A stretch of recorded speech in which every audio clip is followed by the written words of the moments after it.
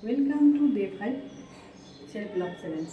আজি টপিকটো হ'ল ফৰগিভ yourself. আগতে আমি আনক ক্ষমা কৰি দিয়া এক্সাৰচাইজটো কৰিছোঁ। আজি আমি নিজকে ক্ষমা কৰি দিবলৈ চেষ্টা কৰিম। আমি বহু সময়ত কি কৰোঁ, কাৰোবাক কিবা বহুত বেয়াকৈ কৰি দিওঁ বা এনেকুৱা কিছুমান কাম কৰি দিওঁ কাৰোবাৰ লগত যে পিছ মুহূৰ্ততে আমাক সেইটো নিজৰ ভিতৰতে গিল্ট ফিল হয়। আৰু আমি নিজে নিজকে কৈ থাকোঁ যে কিয় বা এনেকৈ বেয়াকৈ কৰি দিলোঁ, কিয় বা এনেকুৱা কাম কৰিলোঁ, এনেকুৱাটো নকৰিলেও হ'ল হয়, এতিয়া বা কি হ'ব, মানে এনেকুৱা কিছুমান কথাৰ কাৰণে আমাৰ নিজৰ ভিতৰতে মানে নিজকে অপৰাধী যেন লাগে।